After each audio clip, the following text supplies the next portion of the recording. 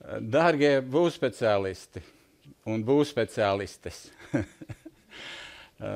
kolēģi un draugi. Vispirms gribētos pateikties Energoefektivitātes centram par to piedāvājumu šeit vispār izmantot šīs brīnišķīgās telpas un šo mājīgo vietu.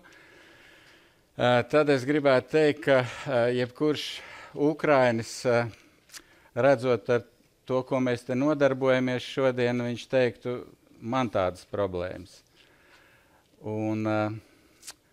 Protams, mēs esam optimisti un mēs ceram un ticam, ka Ukraiņiem, neskatoties uz visu sarežģījumiem, viņiem viss labi izdosies.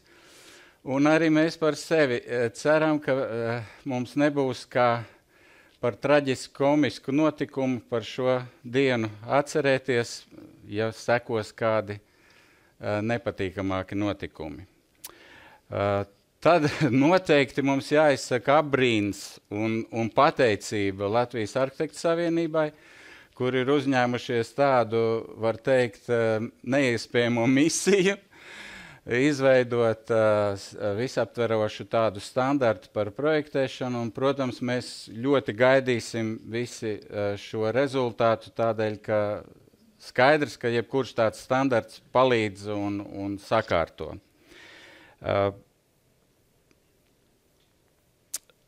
Šī mana prezentācija, ar kuru es te jūs izklaidēšu varbūt 45 minūtes, ir atrodama te šī saitē, tā kā varat to arī izmantot.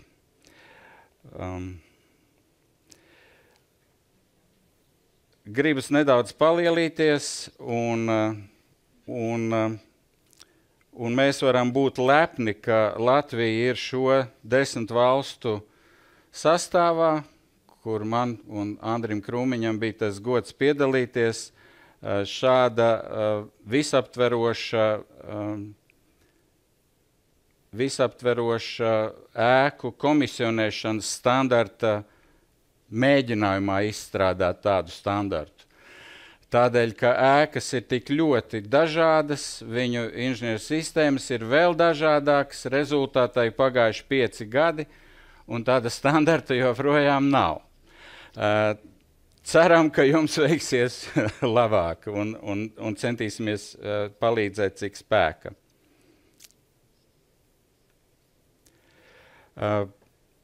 Ja iedziļinās šī lietā, tad patiesībā pirmais, ko gribētos lūgt un ieteikt Arhitektu Savienībai, ka vajadzētu izveidot tādu bloku schēmu, ar ko vispār tas projektēšanas process sākās. Un kurš dokuments tad ir pirmais? Kāds varbūt teikt, ka pirmais dokuments ir būvniecības ieceres dokumentācija, bet ja mēs palasām vispārīgos būvnoteikumus, tad redzam, ka projektēšanas uzdevums ir tā neatņemama sastāvdaļa. Patiesībā sanāk, ka visu pirmākais dokuments ir projektēšanas uzdevums, vai vēl precīzāk, līgums par projektēšanas uzdevumu izstrādi. Un to varētu ietvert tādā bloku schēmā, lai tiešām visiem šo norādījumu dotu. Un mēs brīžiem esam tā kā samierinājušies, ka vispārīgos būvnoteikumos ir rakstīts, ka būvniecības ierosinātājs ir atbildīgs par atbilstošu projektēšanas uzdevumu izstrādi, un mēs tā kā nomierinamies, norobežojamies no tā, viņš ir atbildīgs. Bet es atvainojos, būvniecība ir ļoti piesātināta ar konfliktu situācijām, kur būvniecības ierosinātājs maksātājs nav īsti apmierināts ar to, kas ir saprojektēts un uzbūvēts. Un šīs konflikta situācijas patiesībā ir neiespējami atrisināt, ja nav tāda kvalitatīva atbilstoša projektēšanas uzdevuma, jo nav īsti skaidrs, kas tad tika vispār uzdots, ja? Ko tad īsti grasījās uzdot, projektēt un būvēt. Un tad ir tikai jautājums, pie kā ir nauda. Vai nauda ir joprojām pie būvniecības ierosinātāja, vai nauda jau ir izmaksāta projekta autoram vai būvniekam. tad gribētos, lai šī standartā tomēr nav ne klients, ne pasūtītājs, jo juridiski mūsu valstī, birokrātiskajā valstī noteikts, ka tas ir būvniecības ierosinātājs, un no šī termina arī var būt atkarīgs viss tālākie, teiksim, konflikta situācija risināšana. Tad pievēršot uzmanību tam iepriekšējam standartam, kas jau Arhitektu savienībā tika izstrādāts, tad tur bija priekšizpēte, un tādēļ man šķiet, ka pareizāk būtu to priekšizpētes sadaļu kaut kā uzsvērt un to nodemonstrēt, ka, lai izstrādātu to projektēšanas uzdevumu, patiesībā ir diezgan nopietnas darbs jāveic, un tas ir atspoguļojās attīstīto valstu arhitektu pieredzē, to visu var skatīties, kā šīs sarunas ar būvniecības ierosinātājiem tiek organizētas, rīkotas. Un te ir tādi mūsu daži ieteikumi, kādus varbūt tekstus varētu ietvert tajā sadaļā, kas ir tā priekšizpētes sadaļa, par ko tur būtu jādomā. Un viens no pirmajiem, protams, ir energoprasības tajā ēkai un energoresursi, kādi ir. Un attiecīgi veidojās kaut kādas enerģijas ražojošas struktūras vai apsildes, dzēsēšanas un iekārtas, kuras var to arhitektūras metu būtiski ietekmēt. Un tas ir, burtiski pašā sākumā tas ir jāzina, līdzīgi ir jāvienojās ar būvniecības ierosinātāju par to, kādas būs vēlmes gaisa kvalitātei, jo tas atkal ietekmēs tehniskās telpas, ietekmēs gaisa ieņemšanas restu izmēru fasādēs un būtiski var ietekmēt to objekta ieceri, vispār kāda ir viņa skice, top tas mets. Un, lai šos priekšdarbus veiktu, tad jābūt vienotai izpratnei starp arhitektiem un inženieriem par ko mēs kā dēvējam, ko mēs vispār, kādas terminas mēs lietojam savstarpējā saziņā. Un šeit gribās tā vērst to uzmanību, ka patiesībā ir vajadzīga nauda un jauda. Tie ir divi pamat elementi, kas ir vajadzīgi. Ja ir mazāk naudas, būs vajadzīga lielāka jauda. Un vispār no pieredzes zinu, ka mēdz būt, ka nav ne naudas, ne jaudas. Ja? Un tad arī kaut kā inženieriem ir jāatrisina tā problēma un ar lielām grūtībām. Tātad es, protams, apzinos, ka naudas jautājums ir kā karstais kartupels, jo nevar nogalināt tā būvniecības ierosinātājs sapņus, sākot sarunu par naudu, ja, un viņas pietiekamību tās ieceres īstenošanai. Bet tajā tekstā, tajā blokskēmā, tas būtu kaut kur jāuzsver, ka ir jātiek skaidrībā, vai investēti tiks miljons, 10 miljoni vai 100 miljoni, uz ko tad vispār kā sākt domāt. Ja? Un manuprāt, ne arhitekts, ne inženieri nevar sākt domāt, ja nav apjēga uz kādu līmeni, tad mēs iziesim. Un ir galīgi pieredze mums vispārēji rāda, kādas ir sekas, ja tas biznesa plāns vispār nav tapis, un ja tikai projektēsim un gan jau naudu kaut kur atradīsim, tad tas patiesībā ir strupceļš un risinājuma tur īsti nav. Par markām mums uzreiz ir iebildums pret šo te augstuma apgāde, tādēļ, ka tas ir iegājies, un pievērsiet uzmanību, šeit ir tā elektrosakarsistēmas sadaļa, kur mēs piedāvāsim kaut ko līdzīgu veidot arī mūsu apsildes, dzesēšanas un ventilācijas un gaisa kondicionēšanas sadaļai.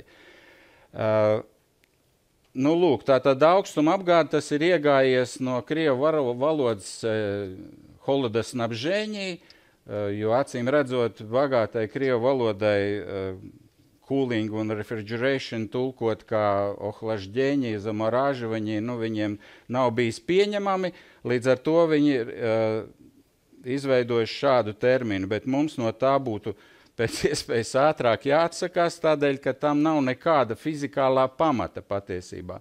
Eksistē tikai siltums, un jautājums ir, kurā virzienā mēs viņu pārvietojam to siltumu, vai uz ēku, vai prom no ēkas.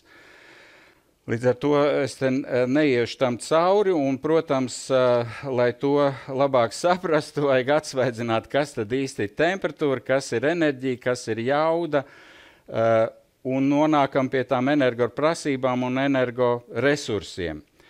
Un šīs te markas mēs pirmā piegājienām gribējām koriģēt tā, ka šo te svītroto augstumu apgādi un nosaukt viņu par dzesēšanu un saldēšanu, bet paši mēs nonācām pie secinājuma, ka divās vietās dzesēšanu izvietot nebūtu īsti prāta darbs, un tādēļ droši vien, ka neskatoties uz to, ka šajā daļā tiek projektēti jaudīgi dzesēšanas centri un saldēšanas sistēmas, tad varētu šo te daļu saukt par saldēšanu. Un runājot par apkuri, tad atkal jāsaka, ka tas ir nācis no Topļeņī, bet mēs vairs neko bieži vien nededzinām, mēs lietojam saules siltumu, mēs lietojam siltumsūkņus, elektroenerģiju. Rezultātā nav pamats šīs sistēmas dēvēt par apkuras sistēmām, viņas būtu jādēvē par apsildes sistēmām. Un vēl es vērsīšu šodien jūsu uzmanību uz to, ka dzesēšanas sistēmas bieži vien pilda arī reversējamas un pilda apsildes funkcijas. Un būtu galīgi nepareizi, ja dzesēšanas sistēmas mēs sākam identificēt ar gaisa kondicionēšanu, jo gaisa kondicionēšana ir pavisam cita definīcija un pavisam cita funkcija. Rezultātā jācer, ka mēs varam kaut kā par to visu vienoties. Tad, paskatoties uz direktīvēm, kas nāk par mūsu galvu, un dažādiem standartiem, kur plaši tiek lietots jēdziens iekštelpu vides kvalitāte, tad varbūt, ka mums tiešām ir jēga tajā projektēšanas procesā atrast jaunu sadaļu ar jaunām daļām, tas ir šo te iekštelpu vides kvalitāti likt kā galvā, un tālāk mēs projektējam apsildes sistēmas, jo acīm redzot, joprojām būs daudz projektētāji, daudz inženieri, kas projektē, un objekti tādi, kur ir jāieprojektē tikai apkure, pēc vecās terminoloģijas, un, kā lūdzu? Jā, apsildi, jā. Pēc vecās terminoloģijas apkuri, ja tādi inženieri joprojām projektēs, un viņi arī tā arī runās, ka viņi projektē apkuri, ja. Un atdalīt šo te dzesēšanas sistēmas un dzesēšanas sistēmas ar apsildes funkciju, atdalīt atsevišķā sadaļā IVKD. Ja?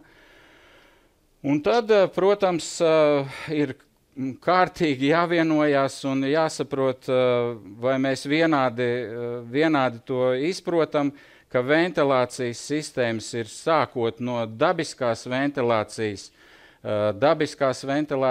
ar mehānisko nosūci, tikai pieplūdes sistēmas, hibrīda ventilācijas sistēmas, centrālās un lokālās ventilācijas sistēmas, respektīvi bezgalīgi daudz dažādas ventilācijas sistēmu paveidi, bet mēs viņu devējam par ventilāciju līdz brīdim, kad ir jāsāk lietot dzesēšana, mitrināšana un sausināšana, un tai brīdī šis projekts pārtop par gaisa kondicionēšanas projektu ar atbilstošām, gaisa kondicionēšanas sastāvdaļām.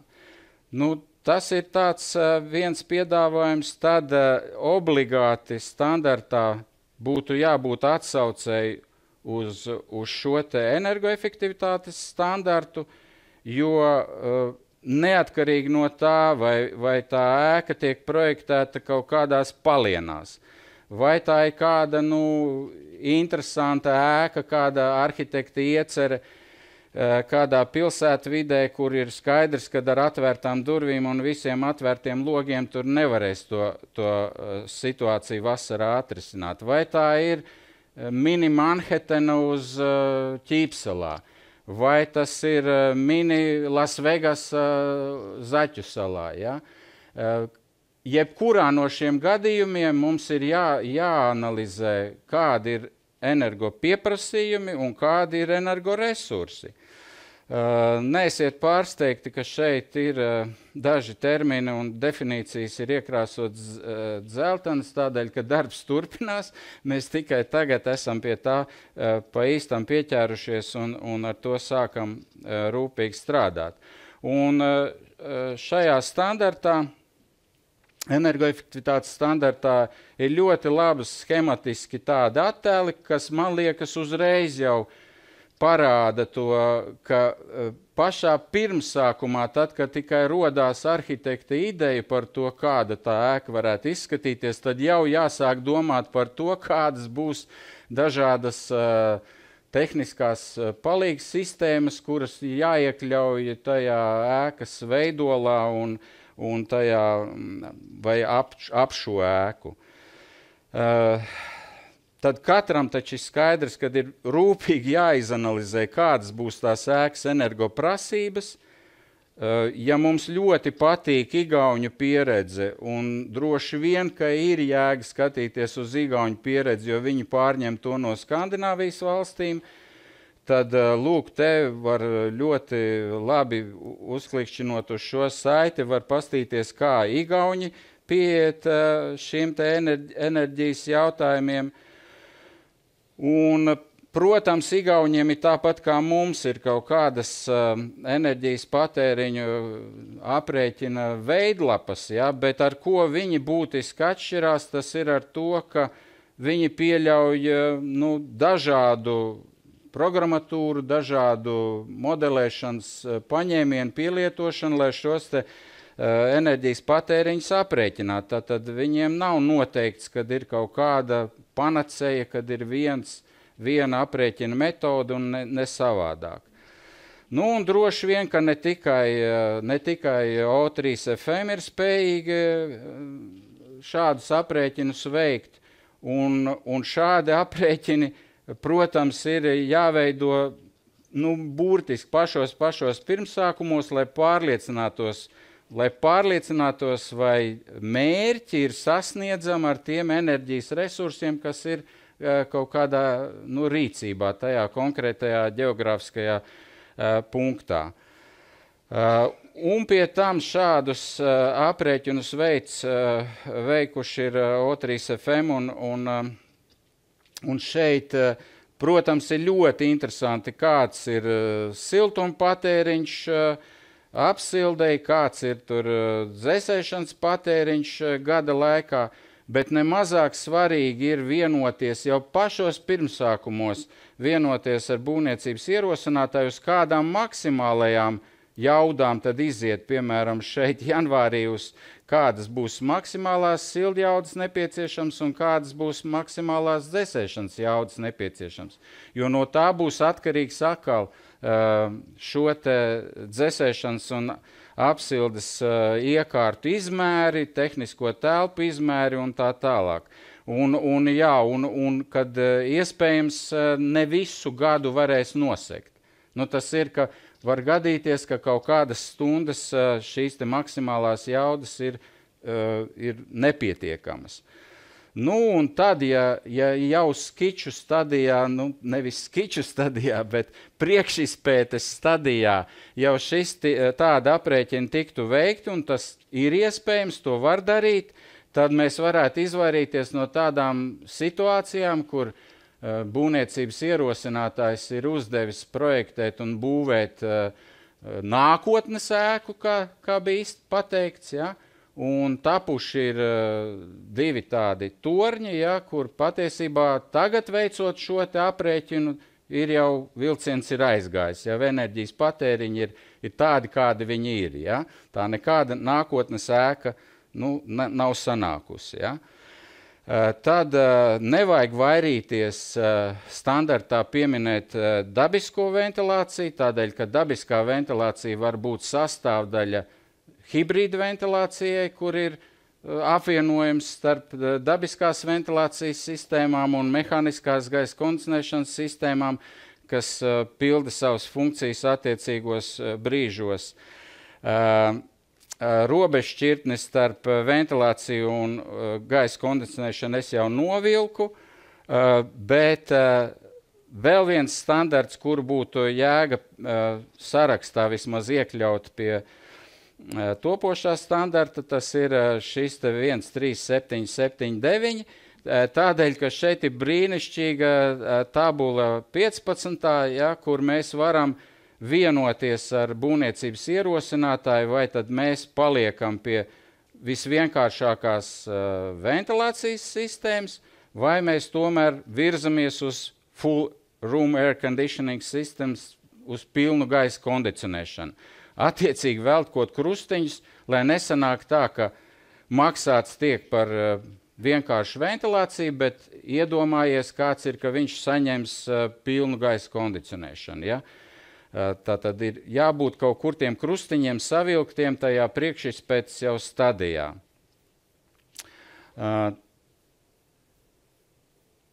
Par hibrīdu ventilācijām es tā kā jau pieminēju, bet iepazīstieties ar to definīciju, lai labāk izprastu, ka tas nav mehāniskais ventilatoriņš vannas istabā un dabiskās ventilācijas kanāls virtuvē. Tas nav tā domāts, tātad šādas sistēmas strādā paralēli atkarībā no ārā gaisa apstākļiem, vai tie ir piemēroti vai nē telpas apkalpošanai. Tad gaisa apstrādes iekārtas, kā mēs līdz šim esam pieraduši saukt par air handling units ahuški, ja? Var sakot, gaisa apstrādes iekārtas ir gan ventilācijas sistēmās, gan gaisa kondicionēšanas sistēmās. Tātad, un nevajag kautrēties un vajag pieminēt arī recirkulācijas variantu, ja? Jo šis ir klasisks piemērs, kad nebija ne nauda, ne jauda, tātad pietrūkst gan šeit šī jauda, un nav arī naudas, lai nopirkt kādas energoefektīvas ventilācijas gaisa apstrādes iekārtas. Ja? Rezultātā tātad objekts varēja eksistēt tikai tad, ja pie kādiem minus 15 grādiem ir jāatver recirkulācijas kanāls un jānovirza daļa izvadāmā gaisa pieplūdes gaisā. To samazinās efektivitāte, gaisa kvalitāte, bet vismaz tas objekts tiek izglābts.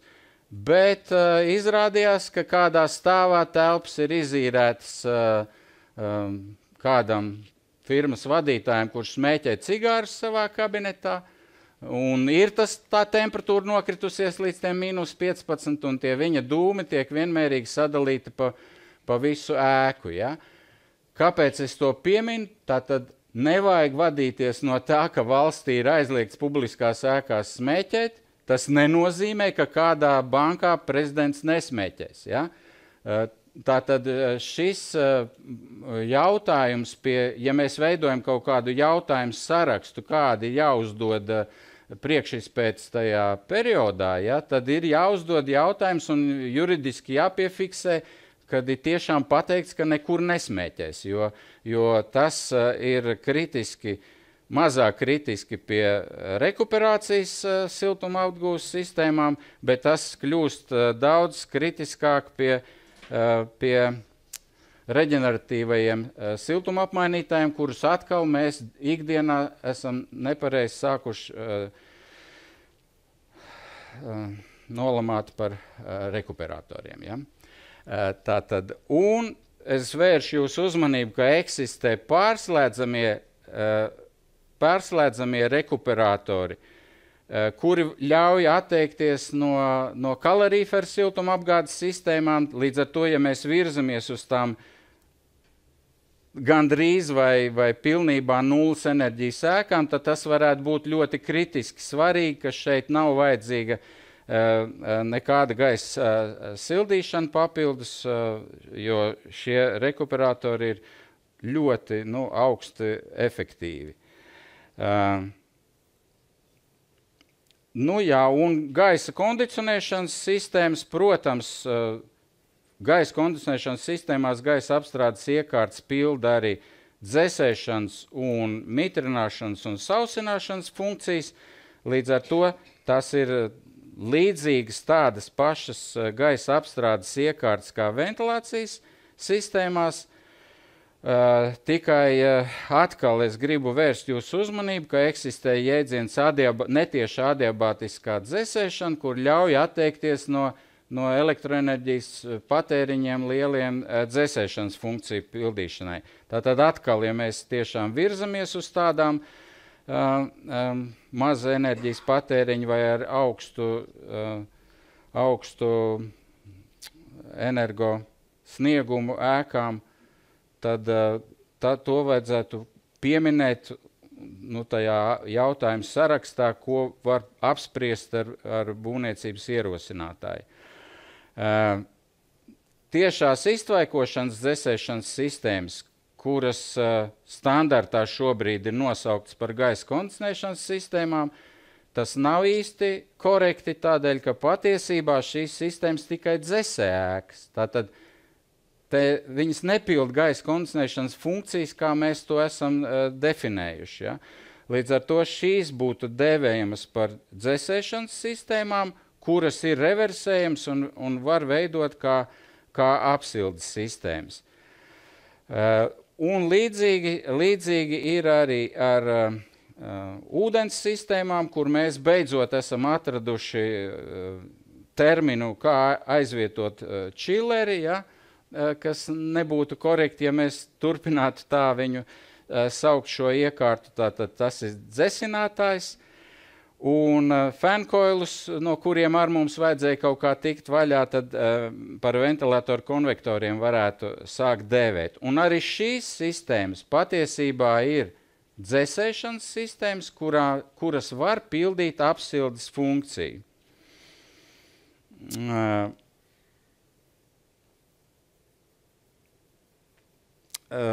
Šīs standartā arī pieminētās VRV vai VRF sistēmas, freonu sistēmas, tātad veicināt šādu sistēmu pielietošanu projektos nevajadzētu, tādēļ, ka tas ir liels freonu daudzums objektā un freonu noplūdes risks tiešām tur ir liels un var sagaidīt, ka būs kāda direktīva, kas neļaus vispār objektā montētās kādās caurulēs pildīt freonu, bet nepieminēt viņas, protams, ir nepareizi, un pats galvenais, ka šādas sistēmas var būt arī trīs cauruļu, un tad viņas var pildīt gan dzesēšanas, gan sildīšanas funkciju, un var pārpumpēt siltumu no dienvidu fasādes uz ziemeļu fasādi, kas atkal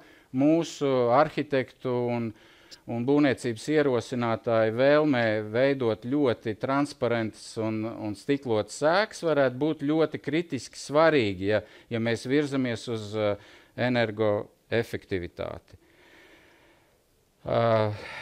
Šeit ļoti rūpīgi ir jāpārdomā, jo jau no šiem attēliem, man liekas, uzreiz ir saprotams, kā tas var to arhitekta metu ietekmēt, vai mēs virzamies uz lētāko un vienkāršāko risinājumu, ka to dzesinātāju hidrauliskajās dzesēšanas sistēmās izvietojam ārpus ēkas, bet tad viņš kaut kur ir jānovieto un viņam ir jāatrod kāda vieta, visbeidzot, vai mēs izvietojam tehniskā telpā to kompresijas kondensācijas daļu no šīs te sistēmas, un mums parādās brīnišķīga iespēja pirmkārt izmantot atklātu ūdenskrātuvi kondensātoru dzesēšanai, un otrkārt mums parādās iespēja brīvās dzesēšanas režīmam. Tas ir, ja ārā gaisa temperatūra nav augsta, tad mēs varam nedarbināt kompresijas iekārtas un iztikt tikai ar šiem te vai nu sausējiem dzesētājiem uz ārpus ēkas vai ar dzesēšanas torņiem. Ja?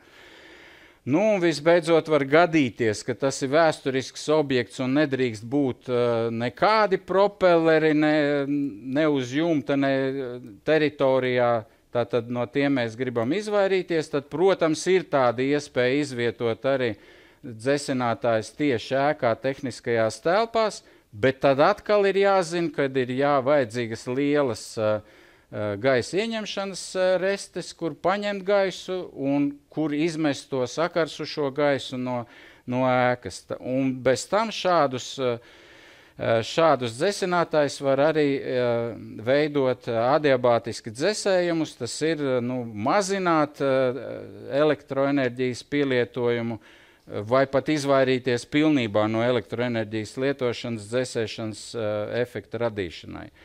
Tad šī priekšizpētes sarunu gaitā vajadzētu tikt skaidrībā, vai paliekam pie divcauruļu sistēmām, vai paliekam pie divcauruļu sistēmām, kurām pieslēdzam tur reversējumu dzesinātāju, kuru var izmantot arī apsildes vajadzībām, vai papildinam to vēl ar apsildes kādu katliekārtu. Vai tomēr mēs virzamies uz četrcauruļu sistēmu, kas patiesībā, ja tajā tāmē apskatās, tas ir, labi, neteikšu smieklīgi, bet diezgan nenopietni taupīt uz tām divām caurulēm, nerēķinoties ar tiem milzīgajām priekšrocībām, kādas rodās, ja ēkā ieprojektē un iebūvē četrcauruļu sistēmu, jo tad atkal parādās iespēja to siltumu pārnest no tās dienvidu fasādes uz to ziemeļu fasādi, no telpām, kuras mēs gribam dzesēt, uz telpām, kuras prasa apsildi, no serveru telpām uz citām apsildāmām telpām. Tātad adiabātisko dzesēšanu ir jāpiemina. Tad es noteikti gribu vērst jūsu uzmanību, ka mūsu civilizācija ir izgudrojusi visdažādākās kompresijas iekārtas, kā radīt dzesēšanas efektu, patērējot elektroenerģiju, mehānisko enerģiju. Tādas ir sagudrotas. Mēs, protams, varam ļoti lepoties, ka mūsu Nacionālajā bibliotekā ir pirmais centrifugālais kompresors ar 4 megavatu jaudu, bet tā patiesībā nav problēma, jo es te gribu jums pievērst uzmanību. Ja mēs lepojamies ar tiem 4 megavatiem, tad es atvainojos, ir vietas uz mūsu planētas, kur ir 457 megavati dzesēšanas centri izveidoti. Ja? Tātad problēma ir, kā atbrīvoties no šī siltuma. Tā ir tā problēma, un to nevar atrisināt inženieris tikai. Tas ir jārisina priekšizpētes laikā jau ar arhitektu. Es nesaku, ka te kā elektrostacijai līdzās ir jāizvieto tādas iekārtas, bet ir jāatrod laukums, kur izvietot sausos dzesētājs vai kondensatorus, kur izvietot dzesēšanas torņus. Un tad, protams, jūs zināt tos piemērus, cik grūti bija atrast saules akmenim, kur atbrīvoties no 2,5 megavatiem. Protams, ļoti ērti ir atbrīvoties, un šeit ir Da Vinci projektā paredzēts uz Āgenskalna līci 3 megavatu siltuma izgrūst, bet tas viss ir saistīts ar urbanizāciju, ar ietekmi uz dabu. Respektīvi, mums visu laiku ir jādomā, kā mēs to risināsim, un tas ir jādiskutē priekšizpētes laikā. Tā 2 objektos Rīgā jau ir iebūvētas šādas siltumsūkņu sistēmas, kas ir, gribu vēl tās minūtes dažas patērēt un jums pievērst jūsu uzmanību, ka ēkā tiek izbūvēts viens cauruļu kontūrs caur visu ēku, kuram ir pieslēgts dzesinātājs un apsildes katla iekārta. Un šī cauruļu kontūrā visu gadu tiek uzturēta vienāda temperatūra 32–33 grādi, un telpas tiek dzesētas vai apsildītas ar siltuma sūkņiem. Tātad ir šādi siltuma sūkņi, kuri vai nu ņem siltumu no šīta kontūra, vai dzesē savus kondensators uz to siltumu, to cauruļu kontūru. Ja? Un parasti attīstīto valstu praksē šādas sistēmas izveido, lai pārpumpētu to siltumu no telpām, kuras ir jādzesē uz telpām, kuras ir jāsilda.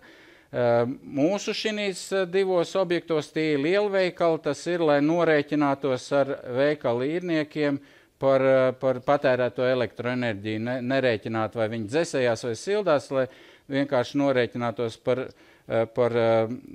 šo te pakalpojumu, bet tas ir diezgan neparasts risinājums, bet divas tādas sistēmas jau ir. Un galvenā priekšrocība te ir, ka var pārnest to siltumu no vienas fasādes uz otru.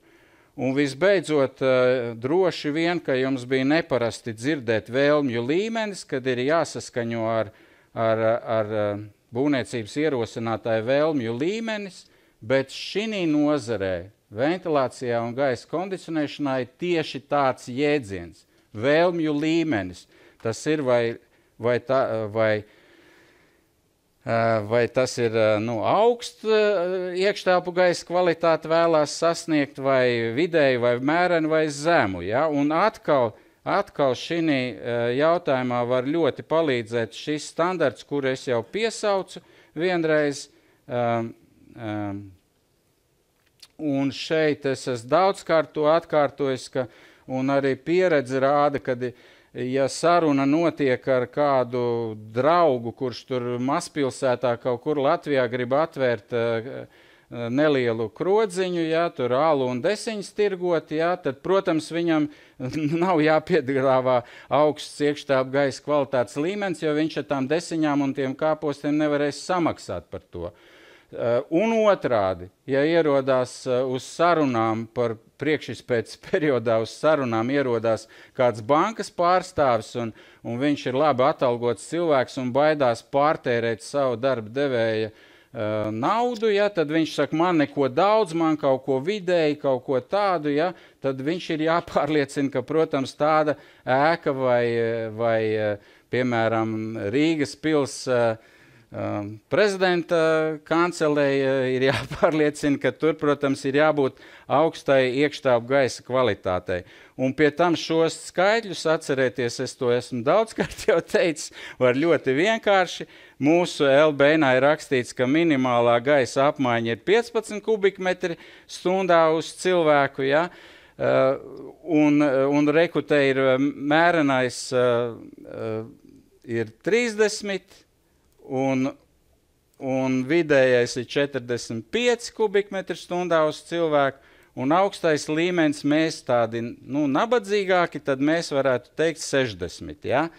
60, un tas arī ir pēc Eiropas priekšstatiem vairāk pa 54 kubikmetri stundā uz cilvēku, tātad ar soli 15 kubikmetru uz cilvēku mēs varam diskutēt ar potenciālo to būvniecības ierosinātāju, uz kādu līmeni tad viņš, kāda ir pievienotā vērtība vai kāds ir viņa biznesa plāns tajā ēkā, uz kādu līmeni tad mēs projektējam. Tas bija ekskurs, tas bija konspektīvi, piedodiet, ja varbūt netik sakarīgi, kā gribētos, bet tā apmēram ir jāveido tas priekšizpētes periods. Un tas ir pamata akmens, un ja to pamata akmeni ieliek šķībi, tad ar visām tālāk izrietošajām sekām, konfliktu situācijām un pārtaisīšanām un nelaimēm. Paldies par uzmanību!